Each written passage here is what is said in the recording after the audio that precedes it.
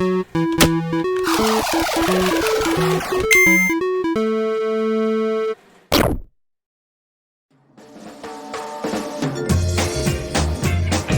know, when I stop and really think about it, it's kinda hard for me to believe the amount of excitement that's been built up around Nickelodeon All-Star Brawl. And it's only hard to believe because this game's got it all. Character reveal trailers, a speculation scene, character campaigners on Twitter, a leak that revealed the game's box art, a more recent leak that really revealed the game's box art. It's crazy stuff. And even though we're still almost a full month away from its release, this game has already made an impact on me personally. My previous 2 videos on this game broke my channel's record for views twice in a row, and I couldn't be any happier about it. All of this once again got me thinking about something I brought up in my last video on Nick's attempt at a platform fighter. And I'm sure you can guess what that something is if you read the video's title. So, since you guys really seem to like me talking about this game, I went ahead and made a full-on list of potential items that we could see in Nickelodeon All-Star Brawl. I also made sure to include at least one item per series confirmed to be in the game. Keep in mind that it's entirely possible this game won't even have items in it, or that some of these items will wind up in their related characters' movesets. But this video is basically just me imagining out loud anyways, so just roll with it. Also, just to be clear, the way that these items function would be similar to how items in Smash function. We'll go through all the shows alphabetically, but there's a couple bonus items I want to get to first. Kicking things off, we've got an item that's not from any specific Nick show, but is instead from Nickelodeon itself. It's a canister filled with the network's iconic neon green slime. When thrown on any solid platform, the canister will break on contact and leave that area highly slippery for a time.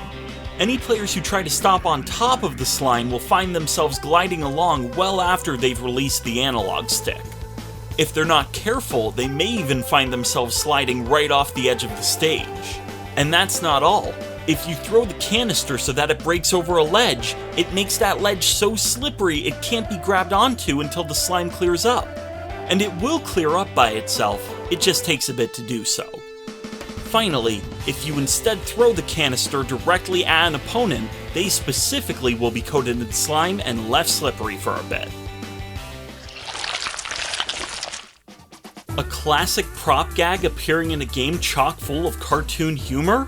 It just makes too much sense. Just like how Smash features some original items, I figure I'd include at least one item like that here for the sake of consistency.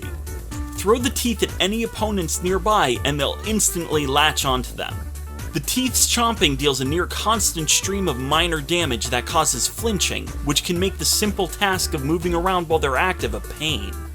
Don't forget to take advantage of the opening for bigger attacks the teeth's chomping leaves for you. Alright, time to get to the items that you came here to see. From Aw Real Monsters, we've got a small brown book that has a stylized M printed on its cover that Ickis can never seem to keep his claws on.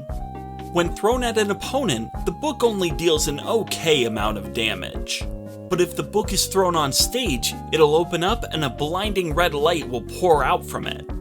This light will completely block anything within its radius from view. The light dims randomly though, so pay attention to see what's behind it. Fortunately, the book can be picked back up by anyone else, which will kill the light. Well, you could make some good arguments for a couple different things from the Avatar series being an item. For me, Sokka's boomerang is easily the best choice. So long as Sokka himself isn't playable, of course. When a player throws the boomerang, it'll fly out in a wide enough arc to reach all the way across most smaller stages before coming back to them. The player will also be able to angle the boomerang's path slightly upwards or downwards if they hold the respective direction while throwing it. Any opponents that end up getting hit by it will be launched fairly far and take on a good amount of damage. Yep, this thing is a ledge guarder's tool of choice.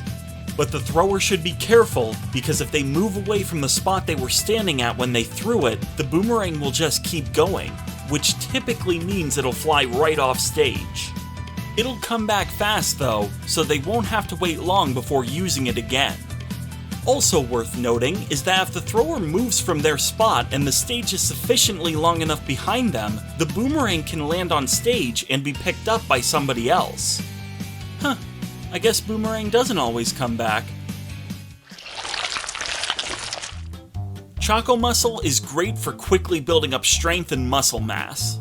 It's so good at its job, in fact, you can already see it being used by Dog in his half of CatDog's moveset. After the player slams down a can of this stuff, their character will be surrounded by a glowing yellow energy field. This field will stick around until the player utilizes the drink's effect. And how do you use the drink's effect? By performing any melee attack your character's got. While the drink is active, the next melee attack you throw out will be 3 times as powerful as normal. Aim carefully though, because even if you miss, the drink will still wear off right away. Also, as long as your character has that energy field surrounding them, they won't be able to drink any more of these. Even amongst the Fenton family's influential array of ghost-catching gadgets, the Fenton Thermos is arguably the most well-known. When a player uses the Fenton Thermos, which they'd be able to do 3 times before it stops working, a glowing blue and white energy beam will be fired out from it. The beam would have decent reach and would cover about 1/3 of the distance on a stage like Battlefield. If anybody gets caught in the beam, they'll quickly be pulled into the thermos, which will cause the beam to stop firing. At this point, the player holding the thermos will have a little bit of time to move wherever they want to before using the thermos to launch the player inside of it out at high speed. This item doesn't deal any damage, but if you're quick enough, it could score you a kill on somebody at 0%.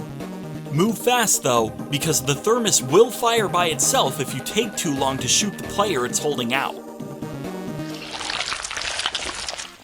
Imagine if your alarm clock not only continuously repeated your first name when it went off, but it also had a tiny replica of you standing on top of it. Say hello to Arnold's alarm clock.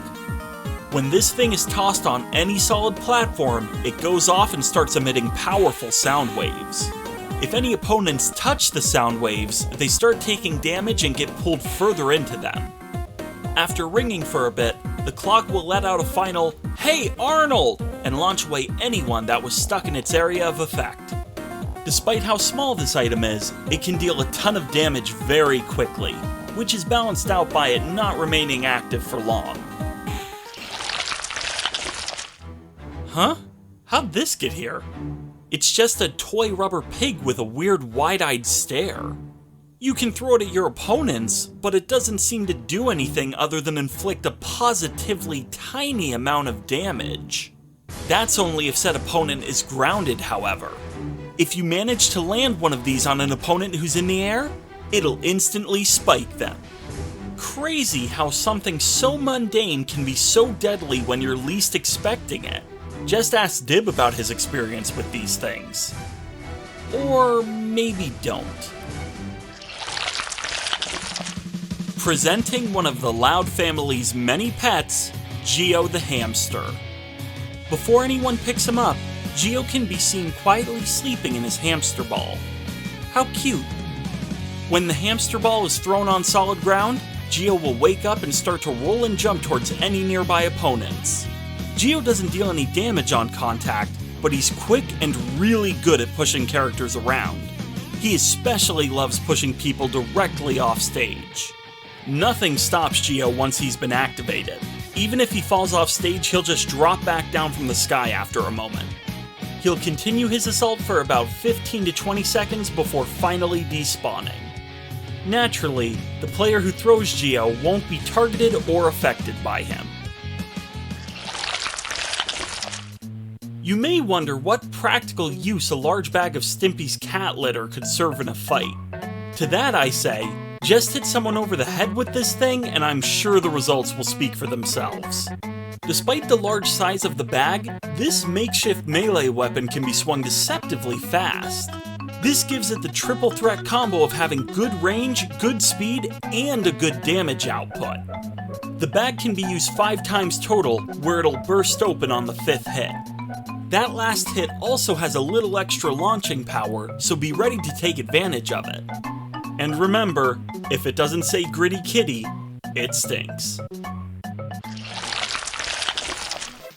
Tommy's ball is easily one of the most recognizable objects in all of Rugrats, but some of that might be thanks to another, more famous ball that looks oh so similar. Anyways, if this ball hits someone right after being thrown, it'll deal a good amount of damage and a surprisingly huge amount of knockback. What's this thing supposed to be made of anyways? Its ridiculously high bounciness doesn't end there though, as even when it hits the stage, it'll always bounce once or twice more in the direction it was tossed before stopping. These smaller bounces don't deal any damage, but they do push anyone hit by them back a bit. This item is also a bit of a special case, because it's the first one that's not alone in representing its respective show. Beyond the obvious connection of babies and bottles, the milk bottle in Rugrats is particularly memorable as it's the reason we even learn the show's title during the intro. Just like in the show, you can squeeze this thing to shoot out a jet of high-speed dairy. Unlike in the show, this stuff really packs a punch here. Overall, this unlikely ranged weapon is comparable to Wolf's gun in Smash Bros, but with a faster rate of fire, limited amount of ammo, and slightly less range. As a visual bonus, when this item does run out of ammo, which will happen after about 10 shots, the bottle will actually appear empty. It's time for the moment you've been waiting for! Presenting the signature sandwich of SpongeBob, the Krusty Krab, and Bikini Bottom as a whole, the Krabby Patty. This food item, which is shockingly still absent in game as far as I can tell, is really simple to use. All the player has to do is press the use button near it, and it'll instantly heal them back to full health. I mean, what else could it do? If Nick All-Star Brawl does have items in it, the Krabby Patty definitely has to make an appearance as one. And what better use could it have than healing players through its delicious taste alone? Oh, and don't let Mr. Krabs know that Nick All-Star Brawl is giving these things away for free. Pizza is so deeply connected with the Ninja Turtles that even though Michelangelo already throws around a whole pie as an attack, I still feel like there's place for a pizza item. This is the second healing item of the video, but this one comes with a twist. It has 8 uses. It spawns on stage as a closed box, but it's angled slightly upwards towards the camera so it's easy to see. Press the use button on it and the box will open, revealing a fresh pizza. Press the use button again, one of the slices will vanish and the player will be healed for about 6%. That may not sound like much, but take all 8 slices and the player will be healed for 50%. Altogether, to get the most use out of this item, it takes 9 inputs. Better mash the use button on it before someone else comes along and takes it for themselves. Fair warning though, some of the toppings on these might be a little eccentric.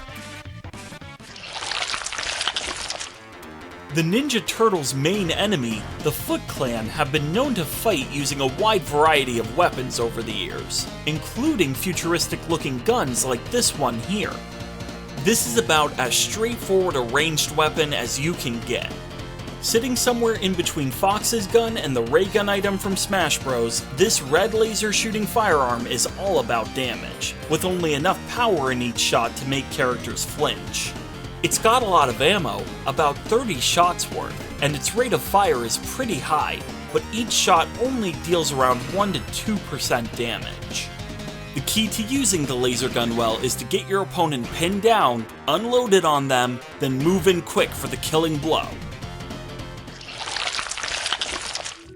Although Nigel prefers to capture nature through the lens of a camera, the item from his show captures things in a far more literal way. Bamboo cages may not appear in every episode of The Wild Thornberrys, but they do embody the vibe of the show quite well. Once this item has been thrown anywhere on stage, it becomes active. After that, if anyone fighting the player who threw the cage gets too close to it, it'll instantly snap shut around them. The caught player will be trapped for a bit, leaving them wide open to huge attacks from their opponents. While in the cage, the trapped player can mash buttons to break out of it a little sooner. And, if nobody triggers the cage within 20 to 25 seconds after it's been activated, it'll silently despawn.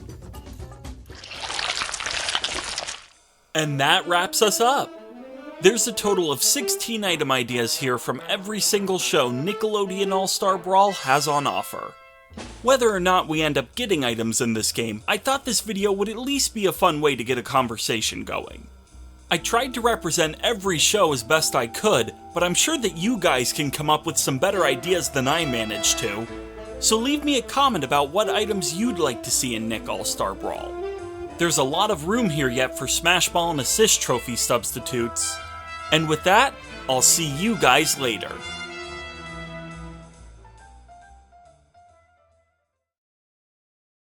Say hey, say hi, say ho, yeah.